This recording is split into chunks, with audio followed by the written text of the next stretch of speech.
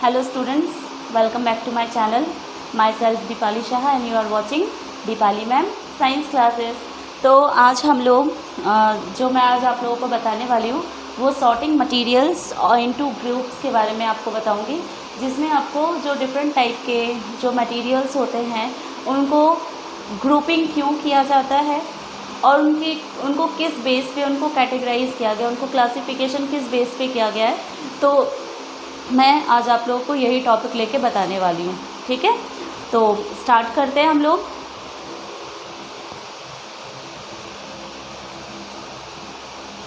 तो हमारा जो चैप्टर नेम है, जो टॉपिक का नाम है वह है सॉर्टिंग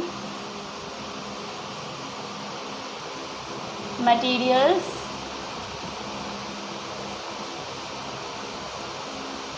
इनटू ग्रुप्स।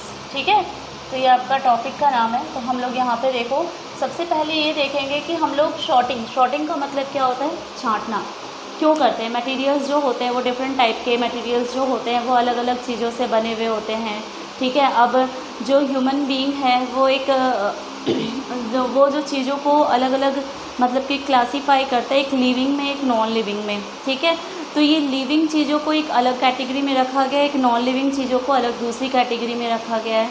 ठीक है, अब जो चीज़ें जैसे घर पे भी देखना कि घर पे जो चीज़ें यूज़ करते हैं, जैसे जो किचन का सामान होता है उसको हम लोग कहाँ रखते हैं, किचन में ही रखा जाता है। जैसे आपकी मम्मी जो खाना बनाने का सामान है वो किचन में अपना वहाँ पे स्टोर करके रखती है। ओके, जैसे हमारे जो कपड़े होते हैं, जो ज्वेलरी होती है, उसको क्या होता है, एक वार्डरोब में उसको अच्छी तरीके से उसको रखा जाता है। ठीक है, फिर जो शूज़ होते हैं उसको शूज़ रैक में रखा जाता है। जो वॉशरूम के जो सामान होते हैं, साबुन शैम्पू जो है वो कहाँ पे रखते हैं, हम वॉशरूम में रखते हैं। तो इससे क्या होता है कि हमें जो चीज़ हमारे जो नीड्स, जो डेली रिक्वायरमेंट की जो चीज़ें हैं, हमें क्या हो उसी टाइम पे हमें ढूंढने में कोई दिक्कत ना हो, वो चीज़ जो है वो हमें इजीली मिल जाए। ठीक है, तो इसीलिए चीज़ों को क्या किया जाता है, ग्रुपिंग की जाती है। उसको एक तरीके से, उसको सिस्टमैटिक तरीके से रखा जाता है ताकि हमें कोई चीज़ ढूंढने में हमें कोई प्रॉब्लम ना, और हम जब चाहे उसको इजीली ढूंढ के निकाल सकें। ठीक है, जैसे मान लो कोई सामान अगर हम लोग ऐसी सारी चीज़ें मिला जुला के अगर रख देते हैं हम, तो क्या होगा, आपको अगर कोई चीज़ की रिक्वायरमेंट हुई, कोई चीज़ आपको ज़रूरत है, तो आप क्या करोगे, जब ढूंढने जाओगे तो आपको वो चीज़ मिलेगी नहीं, क्योंकि सारे सामान जो है, जो सारी चीज़ें जो है वो एक साथ क्या हो जाती है, मिक्स हो जाती है। ठीक है, तो इसलिए सारी चीज़ों को अलग अलग किया जाता है। तो ये तो था आपको जो अलग अलग तरीके से हम सिस्टमैटिक तरीके से रखते हैं इस चीज़ के लिए।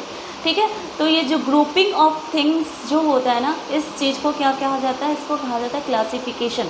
ठीक है, इसको क्या कहते हैं, क्लासिफिकेशन कहते हैं। ओके, और जो ग्रुपिंग है वो चीज़ों को क्या करता है, वो हमारे लिए उसको फाइंड आउट करना जो है वो हमारे लिए बहुत ही उस चीज़ को ईजी बना देता है, उस चीज़ को ढूंढने में हमारे लिए कंफर्टेबल रहता है, हम उस चीज़ को इजीली ढूंढ लेते हैं। तो grouping of things is called, जो देखो क्लासिफिकेशन जैसे मैंने आपको बताया, तो ग्रुपिंग ऑफ थिंग्स का मतलब क्या होता है, जो सामान होते हैं। ठीक है, grouping of things is called as classification. Okay,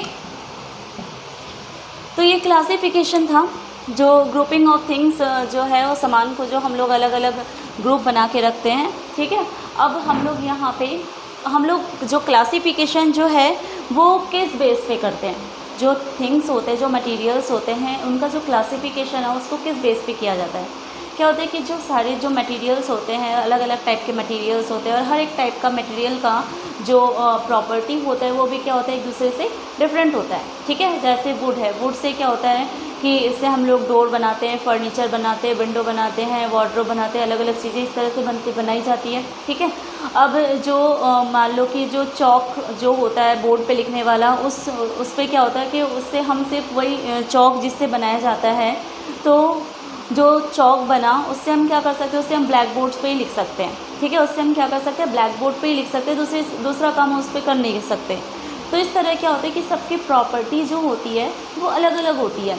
अब जो मटेरियल्स होते हैं वो कुछ मटेरियल्स क्या होते हैं, कुछ रफ़ होते हैं, कुछ स्मूथ होते हैं, कुछ हार्ड होते हैं। कि जो मैटर होते हैं, जो सब्सटेंसेस होते हैं, जो मटेरियल्स होते हैं, उसमें वो अलग अलग स्टेट में भी होते हैं। मीन्स कि कोई जो मैटर है वो सॉलिड है, कोई लिक्विड है, कोई गैस है। ठीक है। फिर किसी में शाइनिंग होती है, किसी में शाइनिंग नहीं होती है, रफ़ देखने से ही रफ़ जैसा लगता है, डल जैसा लगता है देखने में। फिर किसी मटेरियल का जो कलर होता है वो भी क्या होता है, एक दूसरे से डिफरेंट होता है, ठीक है। ट्रांसपेरेंसी होता है। तो ये सारी चीज़ें, या कुछ मान लो कुछ मटेरियल्स जो होते हैं वो गुड कंडक्टर ऑफ हीट या कंडक्टिविटी ऑफ हीट है, कंडक्टिविटी ऑफ इलेक्ट्रिसिटी है। तो ये सारी चीज़ें जो हैं, ये जो डिफरेंट टाइप की प्रॉपर्टीज़ मैं आपको बता रही हूँ, इसी बेस पे ही जो सब्सटेंसेस होते हैं या जो मटेरियल्स होते हैं उनका ग्रुपिंग किया गया है। क्लियर है? तो उनको जो ग्रुपिंग है वो किस बेस पे किया गया, उनकी प्रॉपर्टीज़ के बेस पे, ठीक है। तो इसे यहीं पे हम लोग जो है, अब हम लोग जो है यहाँ पे हम लोग इसके जो डिफरेंट प्रॉपर्टीज़ हैं उसके बारे में देखने वाले हैं। ओके, तो हम लोग स्टार्ट करते हैं यहीं से।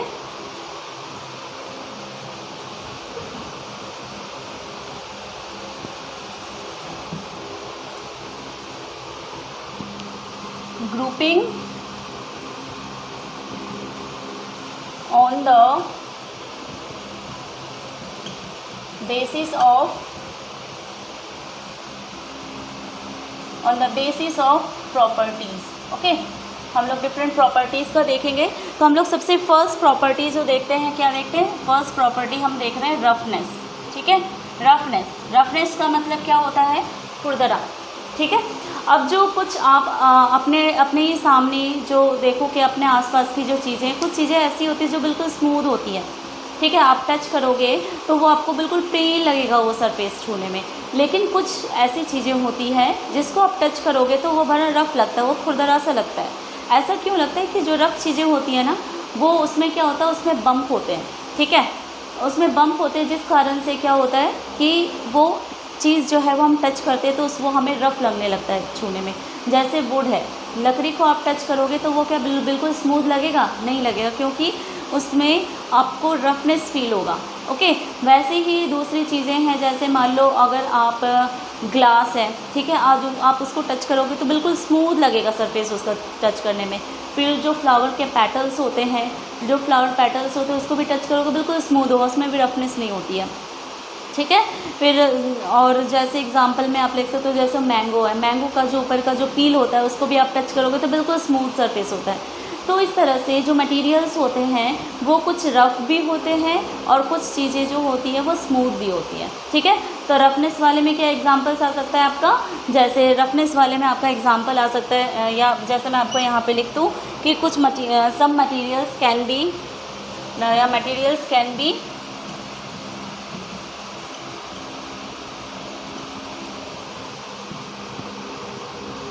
कैन बी रफ और smooth,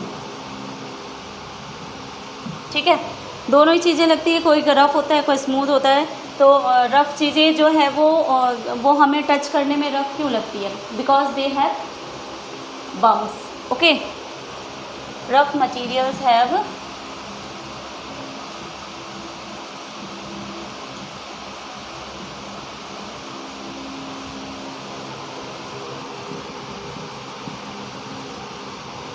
bumps but smooth materials lack of bumps, ठीक है। but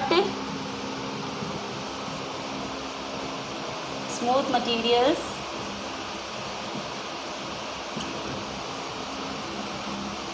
lack of bumps।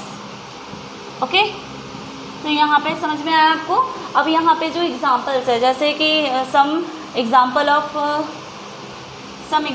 Of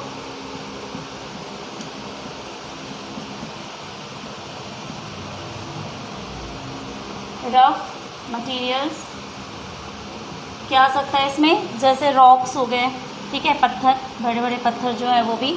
इसके बाद आपका यहाँ पे आ गया वुड, ठीक है। तो यहाँ पे ये आपका रफ में आ गया। और एग्जांपल ऑफ, इसके बाद some examples of smooth materials, some examples of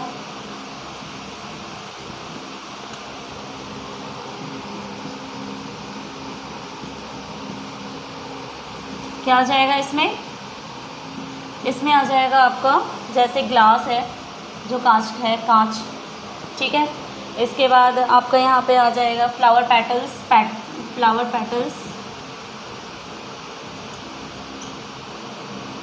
etcetera. तो इस तरह से ये रफनेस जो है मटेरियल्स का ये एक प्रॉपर्टी है जिसके बेस पे मटेरियल्स की ग्रुपिंग की गई है। ओके, नेक्स्ट देखते हैं अब। नेक्स्ट है हमारा लस्टर। देखो लस्टर क्या होता है। लस्टर जो है ना, कोई भी मटेरियल जो है किसी में शाइनिंग होती है, किसी में शाइनिंग नहीं होती है, ठीक है। तो जिसमें शाइनिंग होती है वैसे जो मटेरियल होते हैं उसको कहा जाता है लस्ट्रस मटेरियल। ओके, क्या कहते हैं उसको? लस्ट्रस मटेरियल, जिसमें शाइनिंग होती है, जिसमें लस्टर होता है। बट जिसमें नहीं होता है उसको नॉन लस्ट्रस कहा जाता है, नॉन लस्ट्रस सब्सटेंसेस या मटेरियल। ओके, बात आई समझ में? तो जिसमें लस्टर होता है, जिसमें शाइनिंग होती है, उसको क्या कहते हैं हम लोग? लस्ट्रस मटेरियल और लस्ट्रस सब्सटेंसेस। लस्टर और शाइनिंग, ठीक है, लस्टर, ठीक है।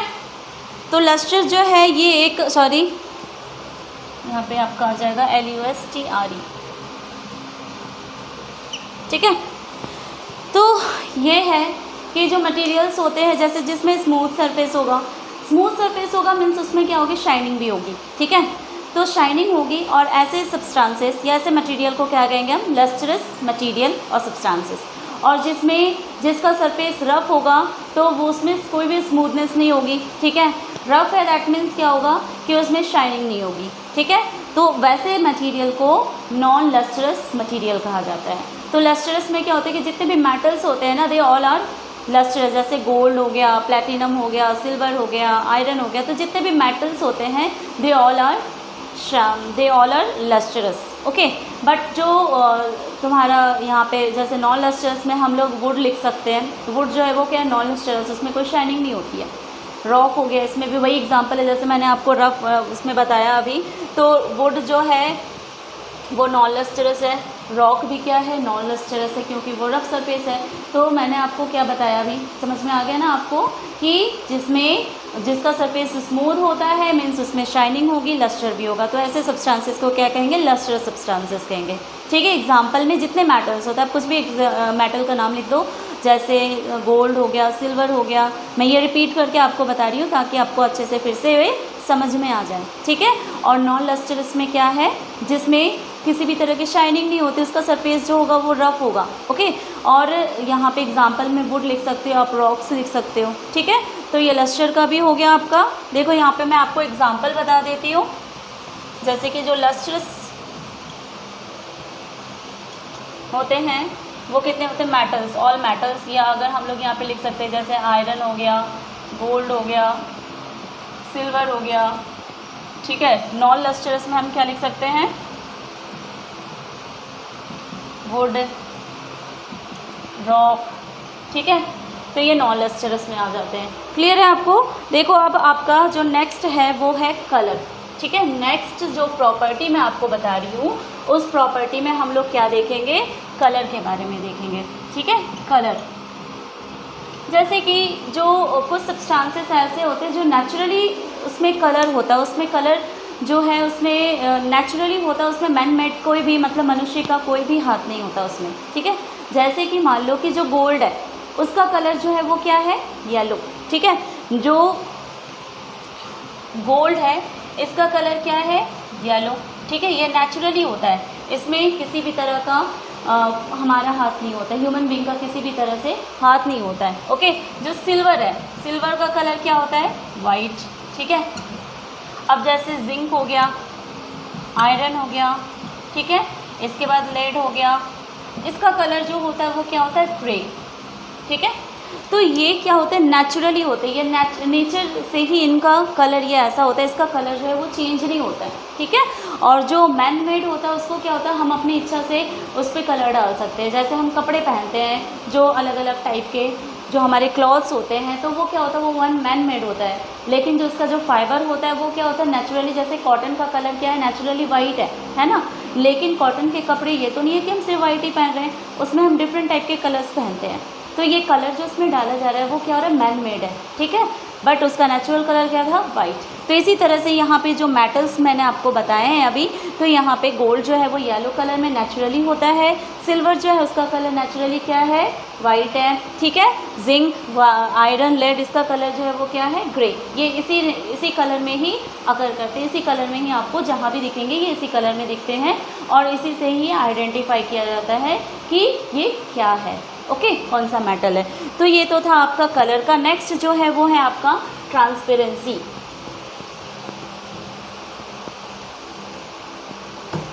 नेक्स्ट क्या है, ट्रांसपेरेंसी। अब देखो ट्रांसपेरेंसी क्या होता है कि कोई भी एक ऑब्जेक्ट जो है, अभी मैं आपको बता रही हूँ, देखो कि कोई जो ऑब्जेक्ट होता है उसमें कुछ ऑब्जेक्ट ऐसे होते हैं जिसमें से लाइट पास हो जाता है, मीन्स कि उसके आर पार की चीज़ें जो है हम इजीली देख सकते हैं, ठीक है। ये एक हो गया। अभी मैं आपको नाम भी बताऊंगी बट बाद में बताऊंगी, पहले आप डिफरेंसेस सुनो, इसके बाद मैं आपको बताऊंगी कि किसको क्या कहते हैं। और कुछ ऐसे सब्सटेंसेस होते हैं या कुछ ऐसे ऑब्जेक्ट होते हैं जिसमें से लाइट आर पार नहीं होती है, मीन्स कि उसके आर पार की चीज़ें जो हम नहीं देख सकते, ठीक है। ये दूसरा हो गया। और थर्ड जो है वो क्या है कि ऐसे भी मटेरियल होते हैं या ऐसे भी ऑब्जेक्ट्स होते हैं जिसके आर पार लाइट तो जा रही है बट वो क्या जा रही है, पार्शियली जा रही है, ओके। पार्शियली मीन्स क्या होगा कि जो चीज़ें जो हम देख पा रहे हैं उधर आर पार जो उधर के मतलब कोई भी एक ऑब्जेक्ट जो रखा हुआ उसके जो दूसरी साइड में जो चीज़ हमें दिख रही है वो पार्शियली दिखेगी, वो हमें धुंधला सा दिखाई देगा, ठीक है। अब मैं आपको यहाँ पे इनके नाम बताने वाली हूँ, ठीक है। जैसे जो ट्रांसपेरेंसी होता है इसमें तीन आ जाएगा। एक हो जाएगा ट्रांसपेरेंट ऑब्जेक्ट, ठीक है। ट्रांसपेरेंट ऑब्जेक्ट्स क्या होते हैं, देखो मैं आपको यहाँ पे डेफिनेशन भी बता रही हूँ, ध्यान से सुनो। ट्रांसपेरेंट ऑब्जेक्ट क्या है, the objects that allow light to pass through them, means कि वैसा ऑब्जेक्ट जो अपने में से लाइट को पास होने देता है, ठीक है। That objects are known as transparent object, ठीक है। Objects that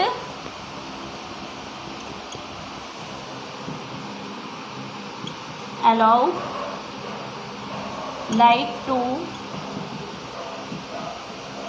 pass through them, ठीक है, are called as transparent object. अब इसका एग्जाम्पल आप सोचो क्या हो सकता है, पता है आप लोगों को क्या होता है एग्जाम्पल में, जैसे देखो ग्लास है, ग्लास मीन्स जो कांच होता है, ओके। ग्लास मीन्स ये नहीं कि आप जो पानी पीते हो वो ग्लास, यहाँ पे क्या हो गया, जो कांच है ना उसमें से क्या होता है कि आर पार की चीज़ें जो हमें वो दिखती है, मीन्स इसमें से लाइट जो होती है वो पास हो जाती है, ठीक है। दैट मीन्स ग्लास इज और ट्रांसपेरेंट ऑब्जेक्ट, ठीक है। नेक्स्ट हो जाएगा जैसे वाटर। वाटर में भी जैसे क्या होता है कि वाटर के अंदर जैसे अगर कुछ आप डाल देते हो वो चीज़ आपको ऊपर से ही विजिबल होती है, आपको ऊपर से ही दिखती है। ऐसा क्यों होता है, क्योंकि वो एक ट्रांसपेरेंट ऑब्जेक्ट है, ठीक है। इसके साथ फिर एयर भी हो जाएगा। एयर भी है क्योंकि हम देखो कि एयर है, हम इसको देख नहीं पा रहे हैं, है ना, बट यू फील दिस, आपको फील होता है कि हाँ हमारे आसपास जो है एयर है, बट हम उसको देख नहीं सकते हैं। तो क्यों नहीं देख पाते हैं, क्योंकि एयर जो है वो एक क्या है, ट्रांसपेरेंट ऑब्जेक्ट है, ठीक है। तो ये ट्रांसपेरेंट था। अब देखो नेक्स्ट जो है वो है, देखो ऑपेक का बताती हूँ मैं आपको अभी, ठीक है। इसी ये डेफिनेशन हो जाएगा, थोड़ा सा चेंज हो जाएगा, मैं अभी आपको बता रही हूँ कैसे चेंज होगा। देखो ऑपेक है, ऑपेक में जो है ना जिसके आर पार जो है लाइट जो है वो आर पार नहीं होती है, ठीक है।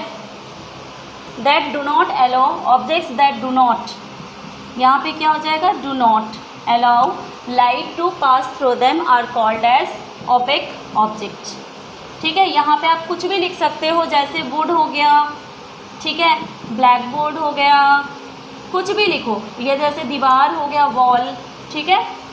तो कुछ भी है जिसके आर पार की चीज़ें जो हम देख नहीं सकते, जैसे कि मान लो कि आपके घर में क्या दरवाज़ा है, उस दरवाजे को बंद कर देते हैं तो क्या आप घर के आर पार की चीज़ें देख सकते हो, नहीं देख सकते, है ना।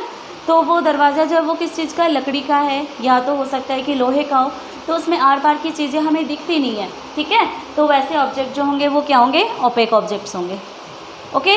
तो अब नेक्स्ट जो है वो क्या है आपका, देखो नेक्स्ट हो जाएगा आपका ट्रांसलूसेंट, ठीक है। ये भी ऐसे ही है बट थोड़ा सा डिफरेंट होगा, जैसे मैंने अभी आपको डिफरेंस बताया ना दोनों में क्या है, इसमें थोड़ा सा डिफरेंट ये होगा कि लाइट जो है इसमें से पार होती है बट पार्शियली होती है, ओके। ट्रांसलूसेंट।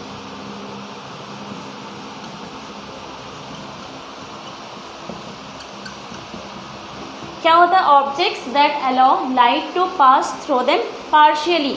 ओके, पार्शियली का मतलब क्या होता है कि पार्शियली मतलब थोड़ा सा, ठीक है, पूरी तरह से लाइट पास नहीं होती है बट हल्की सी होती है, तो ये ट्रांसलूसेंट ऑब्जेक्ट होते हैं। तो हम यहाँ पे डेफिनेशन क्या लिखेंगे? Objects that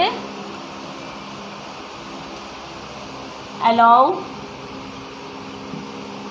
light to pass through them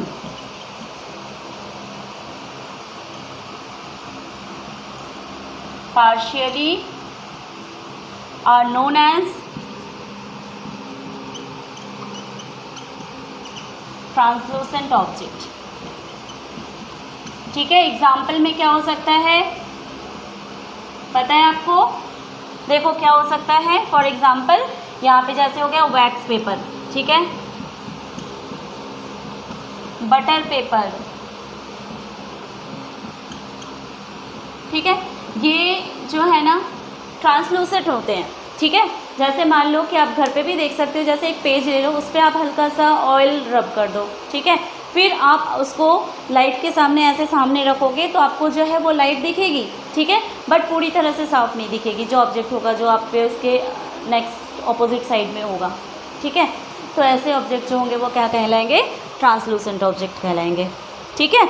तो आज जो है स्टूडेंट्स मैं आज यहीं तक रख रही हूँ जो और आप लोग वीडियो स्टार्टिंग से लेके एंड तक देखना, आपको कोई भी दिक्कत नहीं आएगी, आपको सारी चीज़ें जो है वो अच्छे से कॉन्सेप्ट क्लियर होना चाहिए आपका, ठीक है। और कॉन्सेप्ट क्लियर तभी होगा जब आप वीडियो को अच्छे से देखोगे, ठीक है, और बुक को भी अच्छे से पढ़ोगे, तो दोनों चीज़ों का होना ज़रूरी है। इसलिए वीडियो स्टार्टिंग से लेके एंड तक देखो और उस कॉन्सेप्ट को अच्छे से समझो ताकि आपको आगे जाके प्रॉब्लम ना हो किसी चीज़ को समझने में, ठीक है। तो यहाँ तक वीडियो देखने के लिए many thanks to you. And जिसने सब्सक्राइब नहीं करा है वो चैनल को सब्सक्राइब करो और वीडियो पसंद आए तो लाइक करना ना भूलें, ठीक है। सबको वीडियो लाइक करना है जिसको वीडियो पसंद आता है, ठीक है, और कमेंट भी करना कि आप लोगों को वीडियो कैसा लगा, ठीक है। Thank you.